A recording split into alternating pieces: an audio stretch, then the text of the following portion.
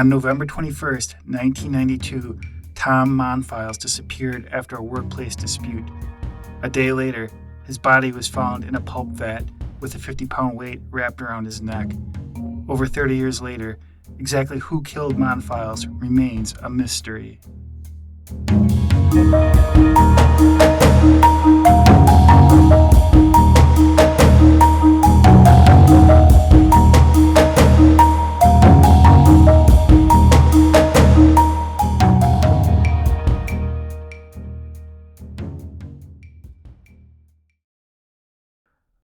Welcome to the Monfils 6 podcast. My name is Damon Schneider. And my name's Mike Pie.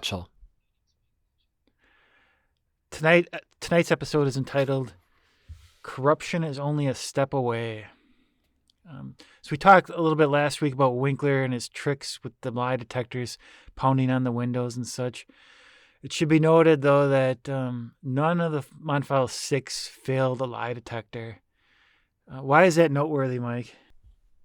Well, I think it adds a little bit of proof that, one, that they really stuck to their story and they're believing what they're saying. I don't put too much stock into that just because lie detectors are known to be unreliable. That's why they're not admissible in court. But I think that it still does show that to have none of them fail does say something about the consistency of their accounts. Yeah, if nothing else, just for the fact that they agreed to take a lie detector. Yeah, that's true too. So there were two mysterious phone books involved with this case. One we talked about before, and that had to do with the suicide note that David Weiner had written. The other came from a man at a hospital with a broken leg. And so to put this into some context, there was an 18-year-old named Clyde Weber who was recovering from a hospital, and he had overheard some info, and Winkler managed to put a sinister spin on this whole phone book from the hospital. So this man, Weber, he overheard his girlfriend's mother talking to the wife of one of the workers who found Monfils' body. So Weber scribbled out what he remembered overhearing on the back of the phone book, this phone book that he had with him at the hospital. And then at 11:15 p.m. that night, officers came back and they took that phone book as evidence. So far, it's just a phone book with some scribbles on it from someone who overheard something that Clyde basically thought he was doing sort of a community service by doing this. So then this notebook that has, this phone book that has these random notes scribbled on them, on July 11th, 1994, almost 19 months later, Randy Winkler would misrepresent the phone book to a Judge Peter Nays in order to obtain records. Winkler claimed that the phone book came near the paper 9 machine in the mill, and this was important evidence.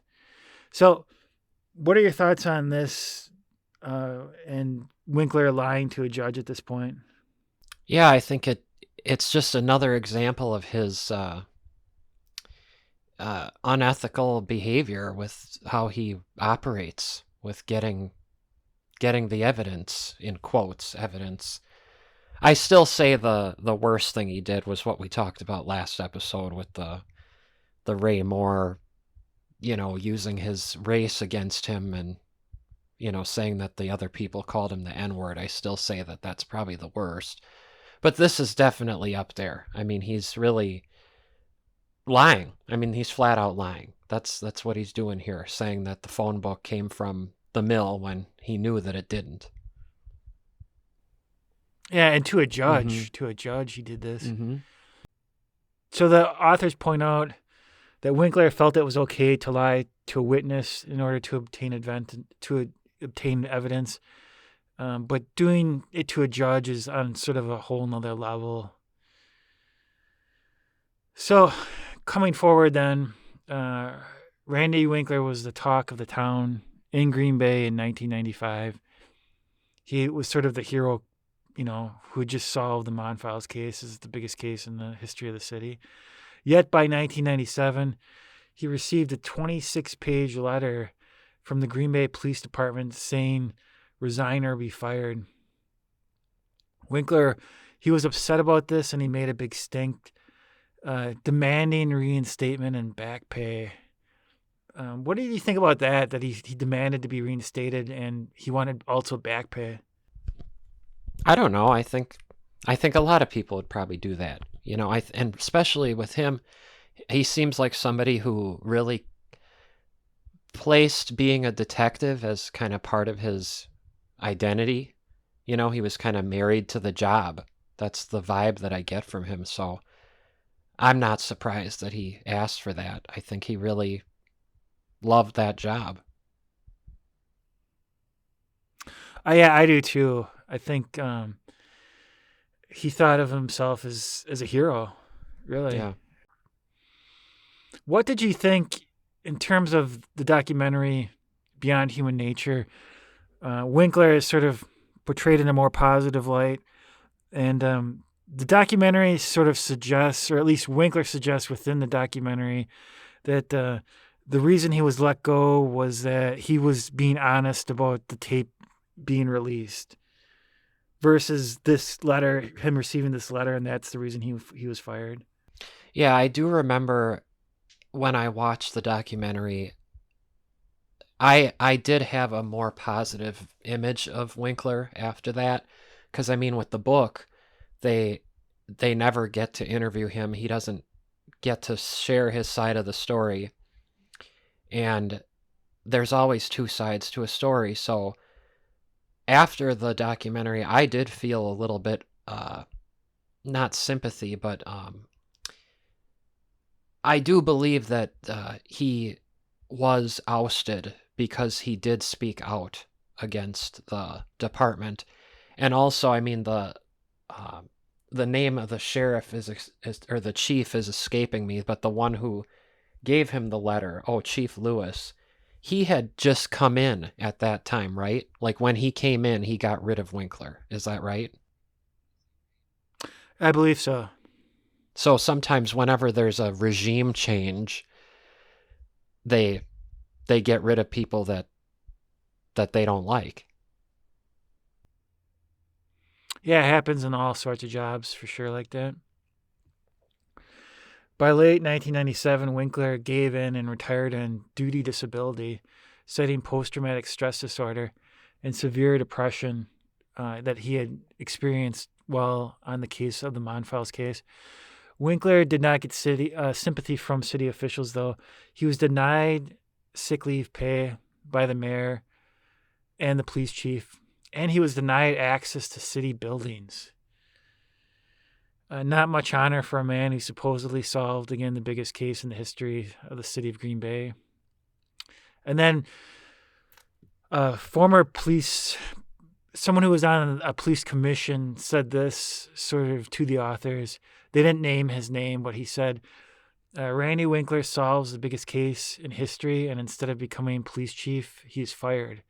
What does that tell you? So what does that tell you, Mike?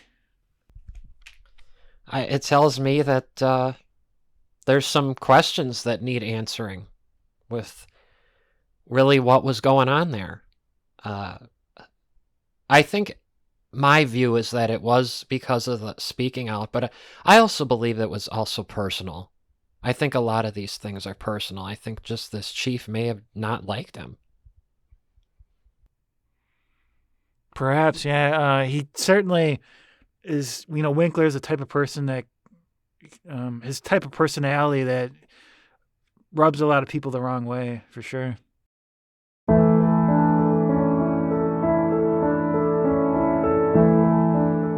What's remembered lives. Losing someone precious from our lives is the most painful event that one can endure. Seasons of Life Memorials is dedicated to making sure the person you lost is never forgotten.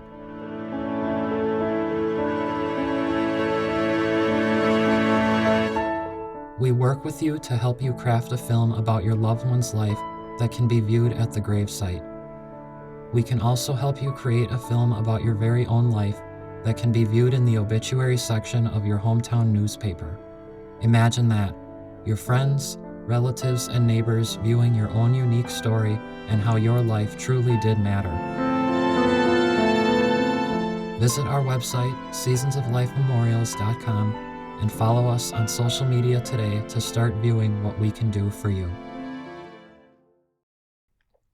So most people who receive a letter like this, it's a brief letter. It's just states resign or be fired. It's 1 or 2 sentences. 26-page letter seems like it would contain an ocean of Winkler's probe. And the authors did state that they tried to obtain a copy of the letter, but they were denied. The authors, went to Winkler's residence.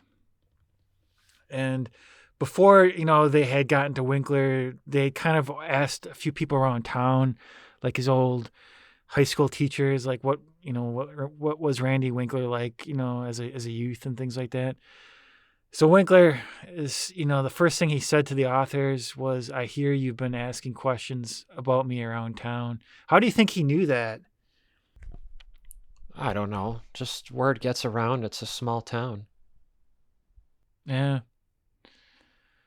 So the authors asked for an interview, and Winkler said that he was going on a motorcycle trip and he didn't have time, but he would get back to them. However, they never heard from him again. What did you think about the motorcycle trip, given that the whole thing, Keith Kutska was supposedly a biker? I don't know. I didn't think of that aspect of it. To be fair, though, to Winkler, I will say a big thing that stuck out to me was that the authors, they did just show up at his house. They didn't like warn him or make an appointment or anything.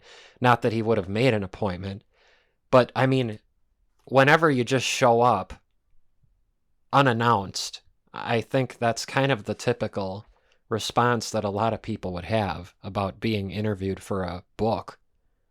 Don't you think? I think so. That they would, if I was in that situation, I would be skeptical about how I was going to be betrayed within the book. What are your thoughts with the motorcycle? Is there something that jumped out at you with that? Oh, I just thought I kind of glued it to that, Keith Kutska being a biker. Maybe that Winkler was, knew some friends that were bikers. So the authors told Winkler that they were working with Mike Pie, and Winkler's response was, "Be careful, Pie is slicker than the rest." And why do you think he said that? I think he really believes that.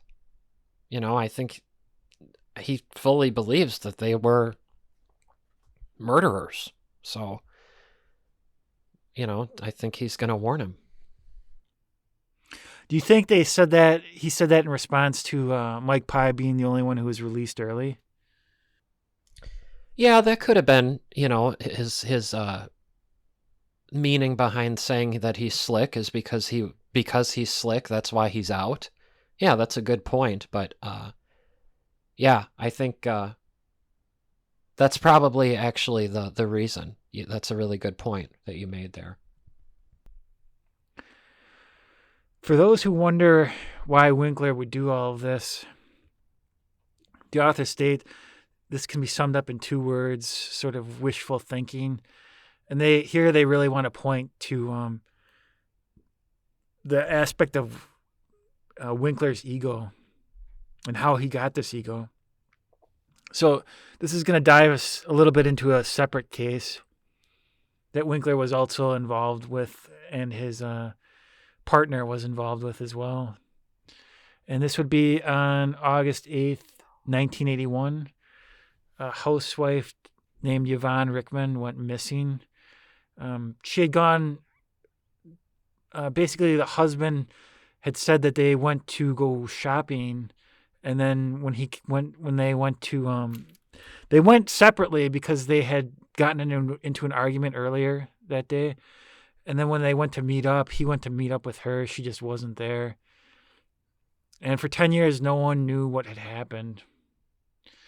So Winkler and his partner, Broadhagen, were the detectives on this case. Broadhagen was the lead detective. So Yvonne's husband was a man named Ron Rickman, and he somehow killed 2 loggers in 1962.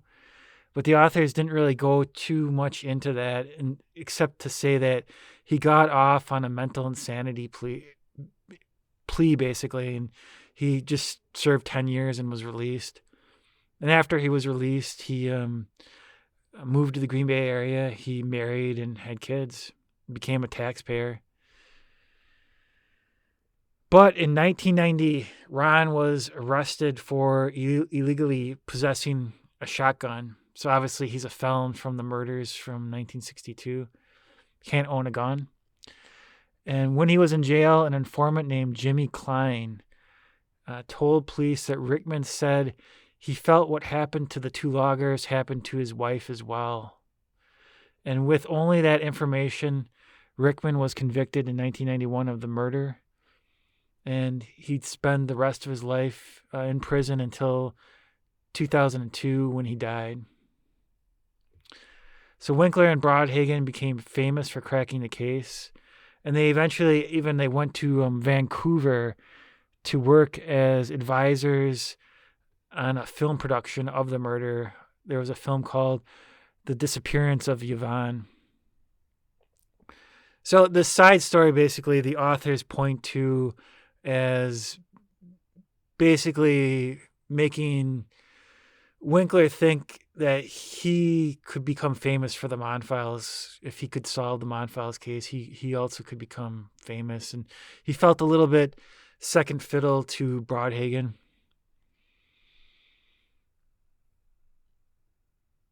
And Mike Pie said several times that Winkler would spit at him and said, "It took me 10 years to get Rickman. I will get you in time." What are your thoughts on that? I just kind of laugh a little bit about that, just because, again, this brings up my point earlier, how Winkler was like married to the job. I really think that he was obsessed with the job and getting these perceived murderers, or at least solving the case, or finding somebody to find guilty in these cases. But yeah, I just laugh a little bit because I'm just picturing, he's like, it took me over 10 years to get to Rickman. And I just picture him like obsessing about it. Yeah, that's a good point. Winkler seems to have a personality where he obsesses over things quite a bit. What were your thoughts on the disappearance of Yvonne? Does that strike you that they got the right person? No, I mean, they may have, but it's not convincing. First of all, no one even knows if she was murdered. She just disappeared. They never found a body. They never found any evidence of a murder. So that's a lot of things in the air right there. That's a lot of doubt in the air right there. And then when you see what they convicted Ron on, was the comment to the other inmate, that he said he felt the same thing about his wife at the time of her disappearance as he felt toward those loggers he killed. Well, that could mean a lot of things. I mean, he could have just been sad over the fact that she was gone. It doesn't necessarily mean that he did it or that he had involvement in killing her. So I'm not defending Ron. He obviously had some issues with, if he did kill the loggers, that seems kind of like a random murder that he committed. And he obviously had some mental issues with being in the hospital for 10 years, a mental hospital for 10 years. So he had some weird things going on, but I'm not convinced that he was a murderer of the wife. Memento mori. Remember, you must die someday. However, your life can be remembered forever by contacting us at seasonsoflifememorials.com. We are here to teach you how to create a film about your life that can be seen at your future gravesite, as well as within the obituary section of your very own newspaper. Contact us today at seasonsoflifememorials.com. So, Mike, could you briefly talk to us about some of the 60-second obituaries that we do and this new 30-second commercial that we're going to premiere at the very end of this episode? Sure. So as you just said there at the end, we do have a new ad that's going to be unveiled after this episode, and we're excited to show everybody that again, kind of showcase what we do. It's a pretty impressive ad, short and sweet. Again, less is more is my view with a lot of things. It's simple, but it really is effective, and I think it'll prompt people to want to say, hey, what is this? And they'll go to the website and look into it. And then, like you mentioned too, we also post on our multiple social media pages, and these links are on the website to Instagram, X, formerly Twitter, Facebook, YouTube. You've been doing the videos for the obituaries, 60-second obituaries that kind of just give a taste of the kinds of projects that we offer people. And they've been effective. And then also you've been putting together brief minute-long videos with well-known quotes from famous philosophers and writers over the years, sometimes going back as far back as like Plato to more recently, writers and authors from the 20th century, even this century, where they just kind of showcase different points of view about death. And that's been always something interesting for me, these quotes that you find. There's so many different things that people say about death and what it means to them, and how to look at it. It really does kind of give an idea of that. It's something we're all going to have happen to us, and it's not necessarily something you need to fear, but it's something that, again, if you want your legacy to be remembered, this is a great opportunity and a great project. Contact us to set that up. And we're back. So the authors state that the Monfils case resembles the Rickman case in that there really was no evidence. It was just some hearsay that was overheard to get a conviction. So with Broadhagen in the lead and Winkler and Sakowski in supporting roles, they managed to become very famous very quickly. They had accomplished all of this without even evidence that a murder had occurred. Everyone around the nation was astonished that Rickman was convicted despite the fact that there was no body and no murder weapon. So Winkler tampered with documents. He lied to a judge. And he did all these clever tricks, they think, for fame, because he believed that the Monfils murder movie would make him a star instead of being the second hand to Broadhagen. So what did you think about their theory on that in terms of this Monfils movie coming out? Well, I'll just say that I don't think he did his tricks to get famous. I think that's how he's always operated. And I think the little taste of Hollywood that he got maybe pushed him even further to keep doing what he was doing with his techniques and how he gets evidence and gets people to talk. So I just wanted to point that out, that I think he's always been like that. It wasn't the movie desires that made him do it. I think that's just how he is as a detective. Uh, what were your thoughts on that? My thoughts were there has not yet been sort of a fictional narrative to come out on Monfils, but there is this documentary, Beyond Human Nature. Uh, Perhaps one of the reasons that Winkler agreed to participate was that he saw this as a way to get some fame out of it.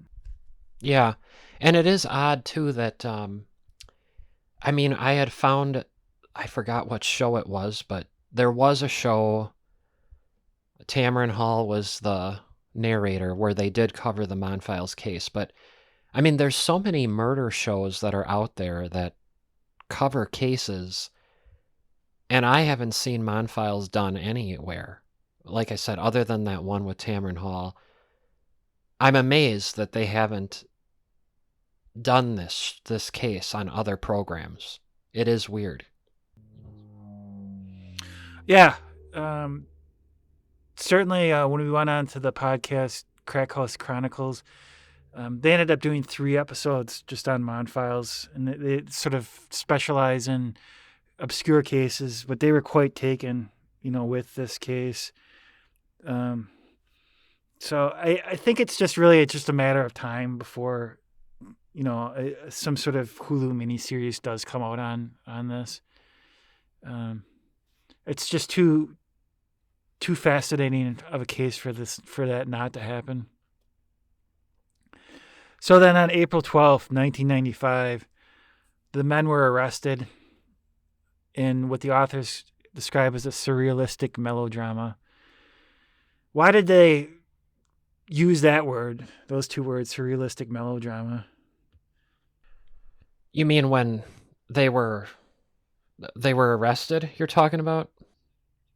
Yeah.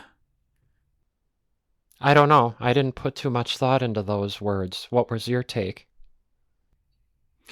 Oh, just the fact that they made a big point to make it a show, to go arrest them when they were right there. They weren't trying to flee. They could have just said, we have a warrant, come in, and I'm sure all 6 of them would have done that, don't you? Oh, yeah. They would have cooperated. Didn't they have SWAT? Didn't they have The what? SWAT team. Yeah, yeah, yeah. Yeah, they made a big show out of bringing them in. Mike Pie and Dale Bastian managed to secure $300,000 for bail. The others did not. On Tuesday, September 26th, their joint trial began. It would end on Saturday, October 28th, with the 6 guilty verdicts. D.A. Sakowski and his assistants, William Greisbeck and Larry Lassie, were also zealous to the extreme. Those are the author's words. In 2007, one of the Monfils jury members finally talked to the authors and said that there was a lot of confusion about how the joint trial was conducted. It was too much of a process, and it was just easier to convict the men. According to Sakowski and Lassie, there are current employees like John Minu at the mill that are still lying about this to this day. So what did you make about that? Do you know that there's other people who didn't get arrested, didn't get convicted, that are still in the mill today and are still lying? Why would they be still lying? I don't know. That's it just shows you that they're never going to stop,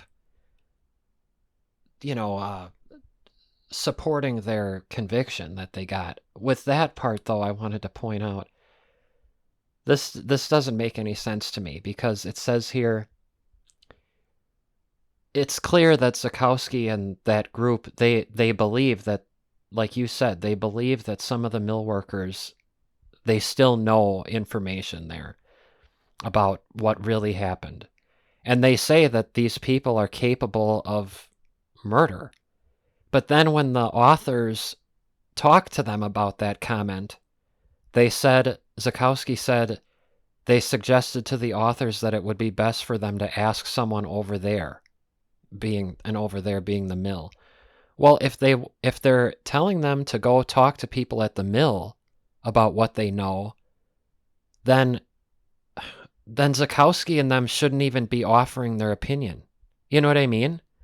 Like if they're deferring their judgment to the mill people, then they shouldn't even be saying anything about what they think of them. Let's listen to a short clip when the Monfils 6 were arrested on that day. We'd talk to them, and they would be, just almost like thumbing their nose at you, real, cocky for another word, and just sit back and think nothing was going to happen to them, that they were untouchables. And we were able to prove them wrong. We believe we do have enough evidence to go into court and obtain a conviction by proof beyond a reasonable doubt. I'm happy this day happened. There was a lot of happy people today. Thomas Monfils' mother, Joan Monfils, says her family had to be patient and just take it one day at a time. Our feelings go out to the family of the defendant. I'm sure that they must be feeling today like we felt for the last 2.5 years. Why now? Because we have enough evidence. If people wonder why is it taking so long, we do not have the evidence to come forward. So, Mike, what did you think of that clip in terms of what was said about the Monfils 6? Well, the part that stuck out to me was I believe it was Tom's mom who was interviewed, and she had said how grateful, relieved they were that they had finally found the people responsible in her view. And they said how they felt bad for the families of the Monfils 6, but then she said that they probably feel how she's been feeling and Tom's family had been feeling the prior 2.5 years. That's what stuck out to me. And I just found that curious too, because they weren't convicted yet. They were arrested. It just kind of goes right to show you right there that it really is kind of a guilty until proven innocent society sometimes that we have, not the other way around. Yeah, indeed. So the authors point out that not one of the men that are still working at the mill has ever come forward to support the bubbler theory, and no one ever saw violence being done to Tom. That's just a fact. Sakowski believed the Fox Den theory because Kellner repeated the story to his assistant, Greisbeck, and then he repeated it in court. So Sakowski believed, he did believe the Fox Den theory. The authors go on to say the stats are overwhelming. Innocent people do not make plea deals. Only guilty ones do. None of the Monfils 6 made a plea deal. Sakowski and what the authors say his scheme team charged Kutska and Mike Pie with misdemeanors for forcing Monfils to listen to the tape. And then they scheduled the misdemeanor trial 2 weeks before the murder trial, forcing their lawyers not forcing them to not solely focus on the murder trial.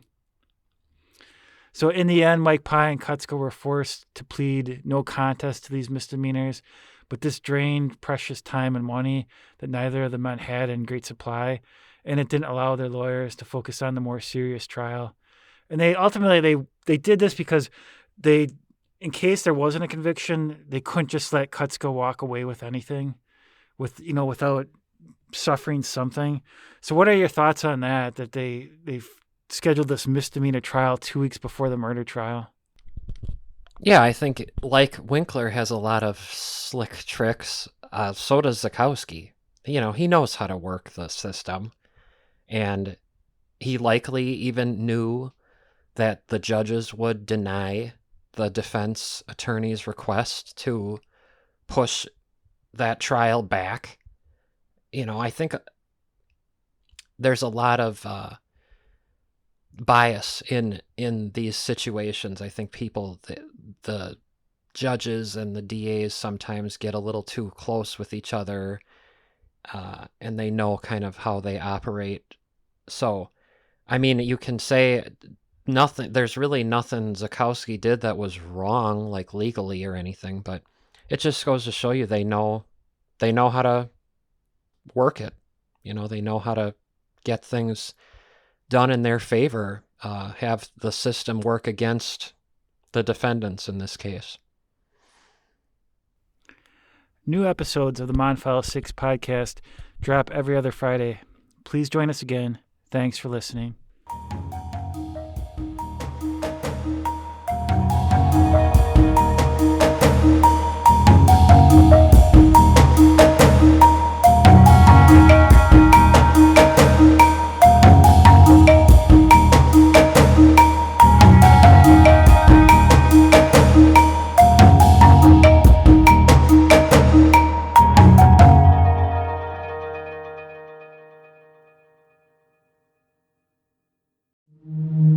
Have you recently lost a loved one and want to hold on to their memory forever?